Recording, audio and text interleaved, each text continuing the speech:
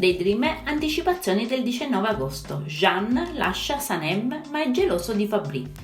In questa puntata Sanem scrive una lettera a Jean in cui gli rivela il resto della verità, che lei è la spia che stava cercando. Gli scrive di tutte le bugie che gli ha detto, ma ammette anche di non essere stata falsa su ciò che prova per lui, che ogni momento con lui era reale, era se stessa, c'era il suo cuore, che non ha mai mentito sui suoi sentimenti per lui, che lo ama e lo amerà per sempre.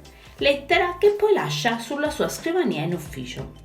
Il rapporto tra Leila e Mirreh intanto sembra diventare più forte. Leila è l'unica che rimane al fianco di Mirreh in tutta questa situazione tanto delicata e il ragazzo le è riconoscente. Fabry non si arrende e propone una nuova offerta a Sanem, è disposto a pagare tutti i debiti dell'agenzia, ma in cambio Sanem dovrà dargli il suo profumo. Sanem a questo punto prende in considerazione l'offerta, anche se le costa molto cedere il suo profumo speciale. Dopo l'ennesimo rifiuto di Mirreh, Aileen decide di vendicarsi.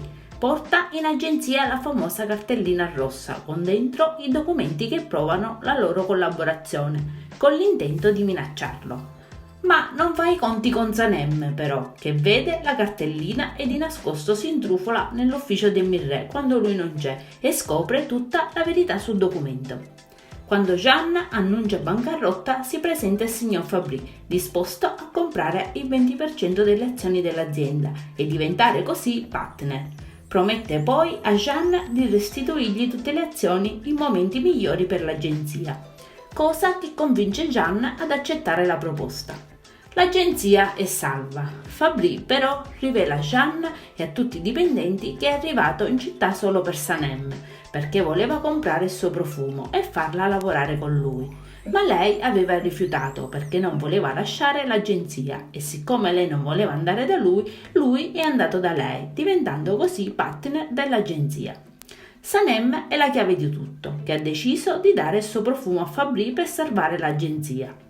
Jean rimane sorpreso, comincia a capire il sentimento che Sanem prova per lui, ma allo stesso tempo è geloso di sapere Sanem da quel giorno in poi vicino a Fabry, è geloso dell'idea che quel profumo speciale non sia più una cosa solo loro.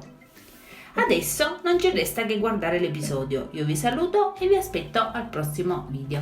Bye bye!